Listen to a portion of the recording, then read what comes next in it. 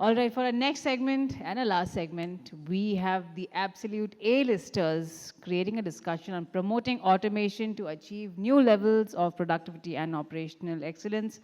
Of course, leaders, by now you must have understood what is it that we are planning for you. So as and when we take your name, please come on up and just one line, small line. And the question is, what is that one quality that you look for when promoting your team member from this to this? So that is the question. Team members, hope you're taking notes, and no need to thank me. Fine, okay. You can thank me later, not a problem.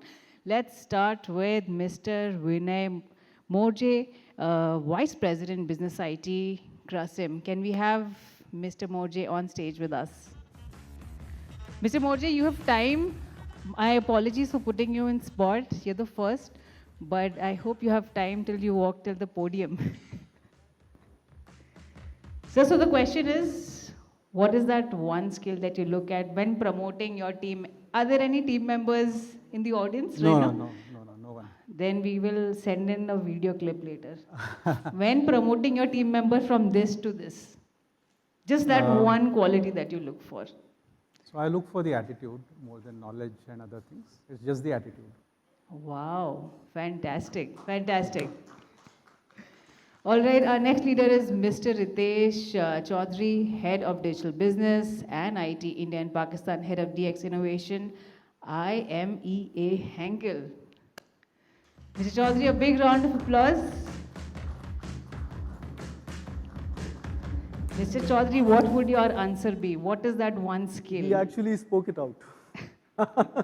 Exactly, You attitude. discussed, but the question paper was not leaked. I think out of this crowd, a lot of people would say attitude is the most important thing. Wow, okay, fantastic. Good to know, good to know. And thank you so much, Mr. Chaudhary. What a pleasure to have you. And the man with the toughest task, our moderator, Mr. Yogesh Dadke, Asia Pacific Information Technology Leader, Adient. Yogesh sir, what would your answer be? What does it take to be promoted by you? So to hire somebody, I do consider attitude, but to promote someone, I consider loyalty. Wow. Oh, okay. Wow. Okay. That is an interesting twist to the answers. Fantastic leaders. Stage is all yours. Thank you so much. Okay. So first thing first, thank you MITS for organizing this and inviting all of us, three of us here, and having a discussion on promoting automation to achieve the new levels of productivity and operational excellence. Of course, since the morning we all are speaking of or understanding what's automation all about, what's the digitization all about, what's the dashboarding all about, how does it help? But what we are going to talk about that, what did we achieve by doing that? We will be talking about some real use cases. We'll be talking about real cases on the ground where everybody of us has put hand in the mud and had those oil surfaces on our hands. So I'll start with Ritesh, and then we do have Vinay with us to take the conversation forward. So let's understand from your while promoting the automation in your organization, while achieving the new level of success, what was the criteria that you defined? That's one. And did you manage to achieve those criteria? So automation is, for any automation, yeah, there is always has to be a business case and a business need. Are there any pain points which you are solving, or are there any opportunities which you are addressing and trying to become, say, bring an impact to the top line or the bottom line of the organization? So that is very primary for any process change, and with process change comes automation.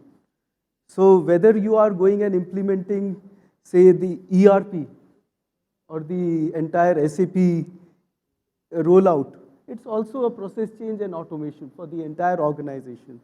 Or you are implementing, say, Industry 4.0. It's again, like in Henkel, when we started with this journey of Industry 4.0, the team members came to me, I mean my colleagues from production and operations and my team members, they came and said, let's go and implement it. It's the new thing. And I said, where's the business case? And on the drawing board, there's no concrete return on investment visible. Yes. Then we said, okay, let's start with a proof of concept. And we started, and after we implemented the entire thing in our Chennai plant, yeah, so we were supplying to Toyota from that plant, and I think we were able to supply to Toyota consistently without any quality issues for 7-8 months. And they were so impressed that they called their top 40, 50 vendor partners to visit our plant and see how we went about implementing it and improving the quality. And very nice. That in itself was an eye-opener for me as well, that guys, it's not important to have the business case right up front. You have to initiate and you'll achieve the goal. Very nice. So how did you manage to convince your CFO without having a ROI upfront? So I said, there is the proof of concept, right? You always have some budgets for POCs. Correct. And industry is going towards that. And what happens is, you have to go and it's a balance which you have to strike between the ROI and catching up with the industry. Okay. And after we had implemented it, we implemented it our Pune plant, which is the largest adhesive plant in India. And I think since last 3 years, we have been bagging the Golden Peacock Award for quality consistently. Very nice. So I think no business case, but okay, it proves. All right, thank you. I'll keep I have a couple of questions, but I'll keep it for the next round.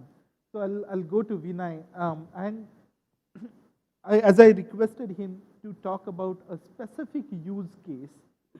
I know we all deploy bots, we all deploy AI, ML, and kind of.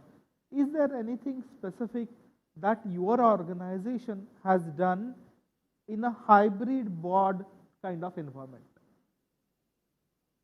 Right. So in terms of hybrid bot, see, if we start with basic use of bots, we are talking about RPA, which are co-working with the humans and processing a lot of data. So that's something that we started with.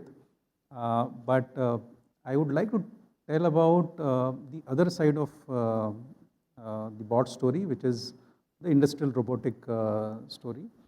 So we've been trying to bring these safety standards up, and how much ever training you do, in the end you realize that the human tendency is to miss it sometime, or incidents do happen. So then we've tried to start using industrial robotics for very critical operations. So take for example simple operation like pelletizing or bagging. That's where you use a lot of manpower, and there are a lot of incidents also which do happen. So we started with a pilot for pelletizing, and we moved that or extended that to bagging as well. And today the entire operation is being managed by the industrial bots. Very nice. Very nice. So, I mean, since you've asked me this, I would also like to know about your experience of Sure. using bots. I mean, happy to share that, For, we are Adient, we are car seat manufacturing industry. We make seating for aerospace and as well as for automotive. For any industry which is having metal, fabric, fiber, and your foam inbuilt, the most important and critical success factor is metals. For metals, the deep drive success factor is welding. Now, for welding, you need a lot of intensive skilled manpower. So what did we do in couple of our plants? We completely placed auto robot welding processing mechanisms. So it helped us not only take over the safety situations or issues, but also helped us bring the quality parameter up by 12% than our standard labor intensive welding structures. Now, for we all know the prices of steel, we all know the prices of the metals going around. So having that accuracy helped us making sure our raw material, which is required for seating structure, keep at the competitive price. So helped it in the bottom line scenarios of the business. So that's the one part of it. Of course, in a upcoming question and answer, we had 24 minutes, so we'll definitely pick up some other case study. Okay, thank you. So, Ritesh, in your AI ML journey, okay, where did you use it and how did it help your organization? So, multiple use cases, I'll say. There are internal use cases, even in industry 4.0, how you are able to produce a golden batch every time when you produce. The predictive analytics really helps. Yeah. Now, there's something apart from that, I'll say. So we are using for our FMCG business, yeah, for your hair care. Schwarzkopf is our brand, okay, and Schwarzkopf we supply. Our products are used by salons. So what we have come up with as a salon lab.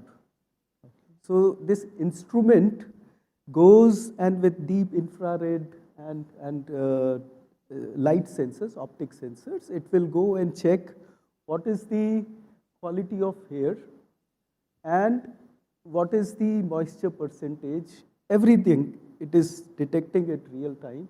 And at the back end, there's the algorithm running and saying, based on certain analysis done by the salon specialist, it will come back and say, this is the right treatment for the hair and this is the right product for the hair.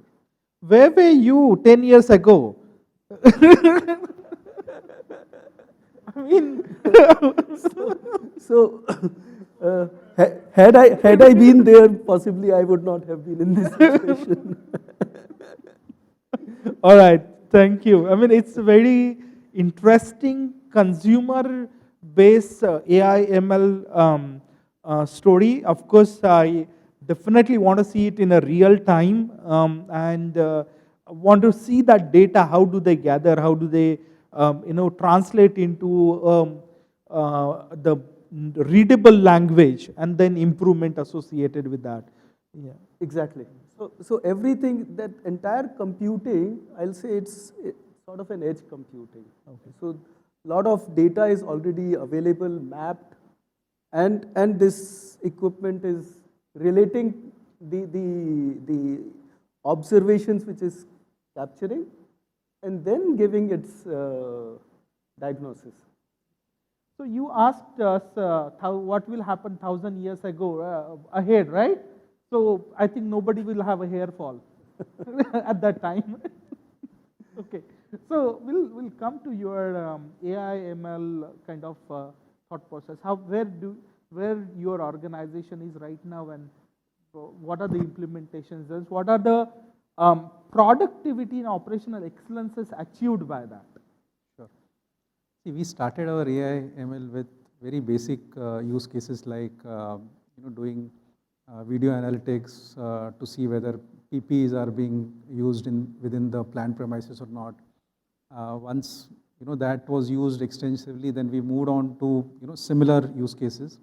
But I would like to talk about one very specific use case that we have done, and our MD says that this is a game changer for us. We use spinnerets for manufacturing fiber. The spinnerets are very costly devices. They are made of platinum. And so since these spinnerets are in the acidic conditions, inside the acid where the fiber is manufactured, there is a lot of choking which happens. So these have to be removed periodically. When I say periodically, it may be as early as a few hours, depending on what is the concentration of the acid there, to a few days, a couple of days. And then it has to be cleaned. Now, after the cleaning is done, one has to see whether the cleaning has been done efficiently or not, which was being done manually using a inspection device. So, and since the time taken was on the higher side, they were not inspecting all the spinnerets. So if you are removing 100 spinnerets, they are just inspecting 5 to see that's the sample size. So we have been trying to get a device, customized device, using image analytics, using AI ML algorithms, which will look at the machine, look at the spinnerets, and give the choke percentage of each aisle which is there in the spinneret. So I think this project for us took nearly 1.5 years, and just about in January, we had the first 2 machines delivered to our plant, and from then on the process team has been using it for 100% of the spinnerets. Wow. And this has actually led to 2 things. One is the quality, because if the efficiency is better, your fiber which is manufactured is a better quality fiber. So we have been able to improve the quality by 7%, which is a huge impact on the business. And second is the whole cleaning cycle, and we've been using some models to see the condition of the spin bath. So that again is actually ensuring that my cleaning cycle has gone up to over 2 days. So these are 2 quantified business benefits that we've managed to achieve. Nice. Very nice. Again, back to you. So you will take that opportunity, I know. So for us, Adient, fortunately we had our strategies laid out very, very early, like in 2017 odd, when I remember we had our global strategy meets for AI, ML kind of deployments. And out of that, we were fortunate that to carry forward that thought processes ahead. And then our principles were very, very simple, like save the operational cost, help the bottom line to achieve few things, and then enhance the processes that we have, or automate the processes. In that, step by step, we had our foam line. Foam line is like baking a cake in the organization in a microwave. So while conveyor belt for the foam rotates around, usually there are inserts so that the shoulder portion, the backbone portion, the lumbar support portion, those get identified and get structured during the baking of the foam. It's quite normal and natural. Those inserts, people forget. The operational efficiency drops down, and we a lot of wastage for the raw material used to occur. So what did we do with the image-based solutioning? We identified that yes, those inserts are mandatory, and if those inserts are not there, the raw material will not get poured into that baking machine. Simple, very simple. We are not stopping the conveyor belt, because stopping the conveyor is like stopping the production, but at least we can save the raw material, at least we can save the energy. So that's from wastage stopping perspective, again not enabling perspective. However, from one portion which we did excellent in, that we have our own, similar to Sophia, we have our own ADIA. ADIA does a last workstation image-based quality check for our product. So in a conveyor belt, when there is a last workstation, that's where the quality check happens. If the quality is good, a robot arm will pick up the seat and then it will go to the OEM or it will go to the SCCM machines. So over there, ADIA will take about 1600 photos in a 360-degree manner within 1 minute, and that including QC data analytics, the machine should go either towards the rework or towards the finished good product. So once that happens, and that data we are sharing it with OEM also directly, that this particular seat XYZ number is ready for your cars. And that has a connectivity. So it reduced our QC labor intensive operations and as well as OEMs quality check after receiving the goods. So almost 16 headcount. I'm sorry I'm using the direct word here, but that's how the business talks, right? So, and then 2 man-days.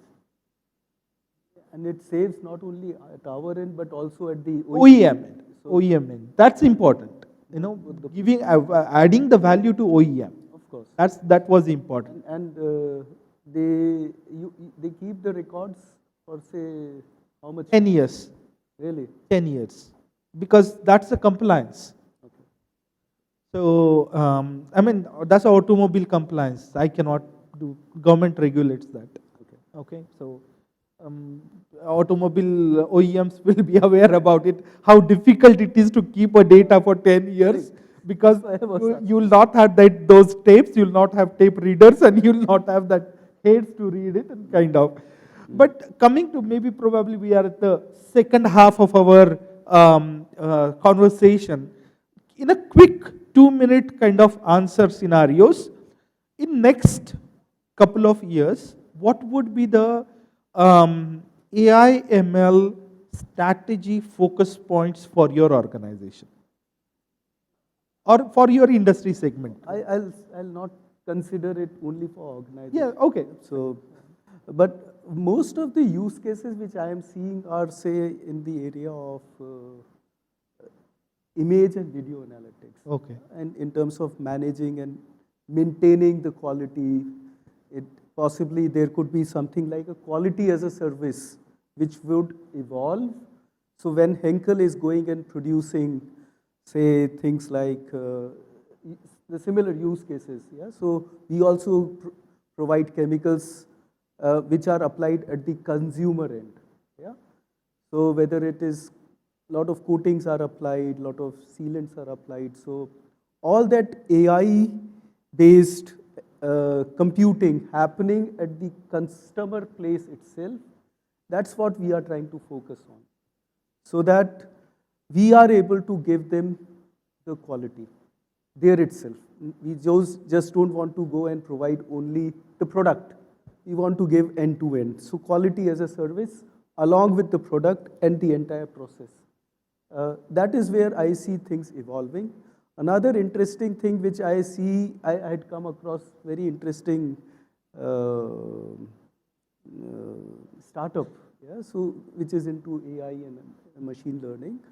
2 startups. One is into, so all this demand planning and demand sensing, whatever we have been doing is based on APOs and typical ERP based. Now I have come across something which we are doing a proof of concept also right now.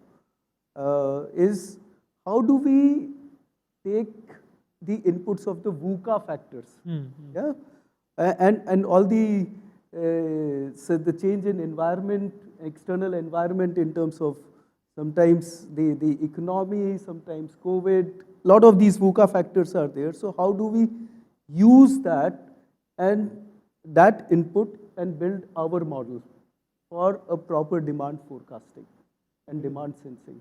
Very nice. And the other one which I see is, again, of course, image based, but from a governance point of view, I saw some solutions, so they are going and say land records. Mm. Yeah, they are not, and there's a big demand to go and see what is there on paper and what is actually. So this startup is actually going and taking Google Map images and giving you a complete digital footprint of what exactly, and then you are able to compare it. So very interesting case study. I have read that it was in Business Today, and it was a case in Maharashtra. I just don't want to take the name, but there was a city that they took the pictures from the Google Map, and they compared with the city layout from corporations. They found there is a difference of 17 odd bridges, which were constructed on the paper, but not constructed actually there. Exactly. So, So, anyways, that's a different story. I'll go to Vinay, if you don't mind, and ask from the AI ML perspective, while deploying or during the deployment, what are the challenges that you faced and how did you overcome those? Right. So challenges, challenges started with the word digitization itself, right? Because typically we are, a traditional manufacturing business operating since last 75 odd years, and the only producer of viscose staple fiber in India. So our average age till some time back was in the 50s. So we had people who were in the system working for a long period of time. The moment we talk about digitization, the response that we get is that I have been managing this for 36 years, 40 years. What you will tell better than what I know, right? So this all started right from when we were implementing SAP. We would get responses like, इसको मैं 36 साल से कर रहा हूँ, आपका SAP क्या बताएगा? So these are the typical challenges that are there in the manufacturing industry. So, just as Ritesh said, we tried doing the POCs. We just showed the mirror that you are saying that the efficiency is so much, but if you see, this is the data which is speaking. So we started using the data. We already had historians, we already had SAP. So the data was there, right? So we started building models which could show them, that with the current process parameters, this is your quality which is expected. Now, your whatever quality tests are being done, and then you are trying to say that, okay, my quality is better, but this is the data which is speaking up. So there was a huge difference between that. And when this got highlighted, right from the quality to, say, the moisture content, take for example, even things like your OTIF, right? So when the data got highlighted, that's when the leadership also got aligned to digitization, right? And then once the leadership were on our side, we were just doing projects after projects, and today we have a 3-year roadmap, and that has been done in collaboration with the plant teams. So there were a lot of challenges. I think initial 2 years went in convincing that digitization is the way, right? But for as I said, a traditional manufacturing organization, you don't have competition in India. You are still working on, advances from the customer. So it was difficult, but then we have cracked it. Oh, nice, very nice. I mean, when there is less of a competition, it's more of a relaxed working processes. That's the organization culture always. But nowadays, I think things are picking up in that direction where everybody needs to be on their toes to make sure the product quality, procedure, and as well as we all, as the IT community, bring that operational excellence on the shop floor rather than the carpeted floor. With that, I'll take a pause here, and if there is any question from the audience to any of us here. Yes, sir.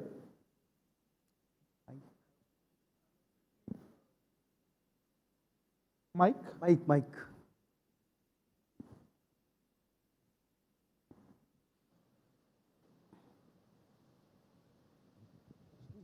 Right, thank you. Thank you so much. I think half of it answered by Vinay. But my question is slightly, is like, when we started the ERP journey, somewhere, I think Indian ERP journey started in 2098, 99, where most of the ERP fails, whether it is Videocon, I'm just naming it, whether it's Videocon or Reliance on all this industry, and then it comes like things has a settle down. Why it failed? Largely it is because of a people, because a mindset. Now today we are in a 22. Now what it is, first is the pandemic impact. So every top people is looking for the workforce as a cost center, of course earlier also. Now another coin which has come, the digitalization. It is also basically to reduce the manpower and of course increase the productivity at the end of the day. So when you go to the ground level and work with the people, there is a humongous misunderstanding from their perspective, boss, तुम लोग तो हमारी नौकरी खा के रहोगे. वो जो ERP वाला mindset था starting from 2000 and now, and it started again the same thing. I think IT, as an IT, we are facing those challenges. Of course, the management in our side, the data is on our side, the facts and factuals are on side, technology is also on our side. But still the ground reality is the same that we are still facing. So what are the key critical, I would say, the task and the strategy that we have to address those needs? Because sometimes you feel, it's okay, we are working for the organization and that's how the task that we have to do and we have to work on. So what are the key strategies that we need to adopt such a situation, because it comes to one more circle? Thank you. If you guys don't mind, can I take that? Okay. So along with the IT, it also depends on what should be the OD strategy, that is organizational development strategy overall. In that, there are various modular approaches. One of them is towards organization sustainability. And then second one is durability. So sometimes some organization will, I'm just taking an example, okay? They will sustain for 100 years with 10 manpower. However, some organization chop it into pieces, they will go sometimes at 11, sometimes at 8, based on the requirement of their nature. And to convince the shop floor, typically we have to speak the shop floor language, okay?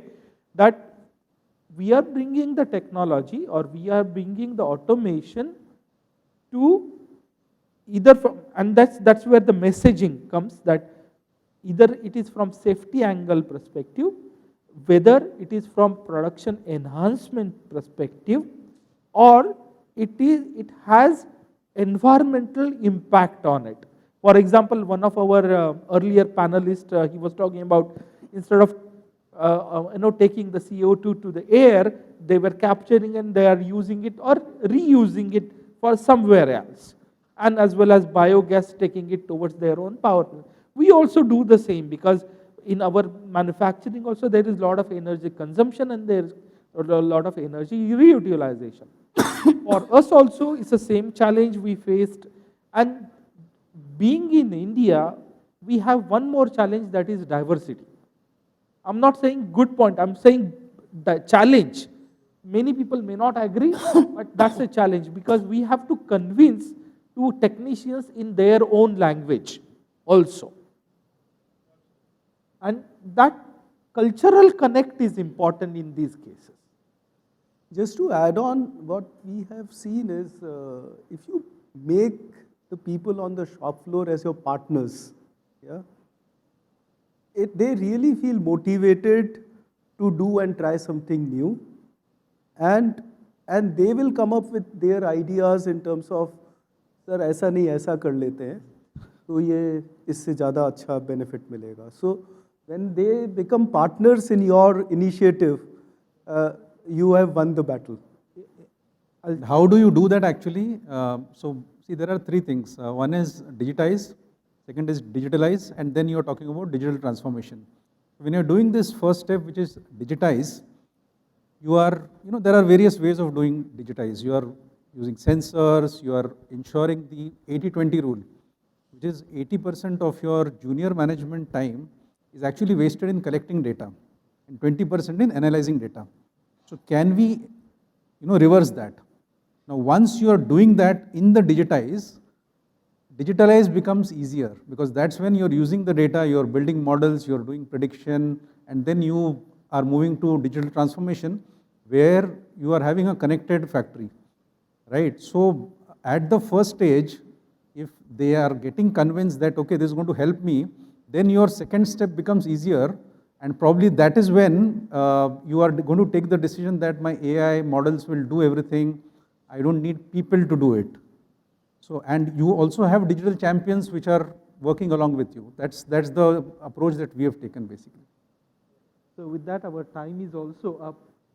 So thank you, Vinay. Thank you, for your presence, for sharing the information. He's already here, so we'll make a move now. Thank you. Thank you. Thank you.